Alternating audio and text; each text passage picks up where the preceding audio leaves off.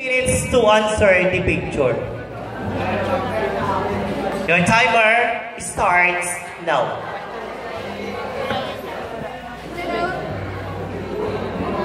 Ang larawang ito ay pinapakita ang tinatawag ng mga Ilocanong dampat.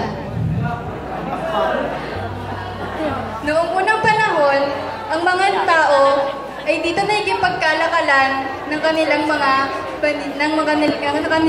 kagamitan. Dito sila nakikipagpalitan ng mga kagamitan at ito ay nagsisimbolo na ang mga Pilipino ay masisipag at matsyatsaga. Lalo na ang mga mamamayan ng Amugwal. Dito din sa lugar na ito, may kita ang mga bangka at ang mga taong namamangka.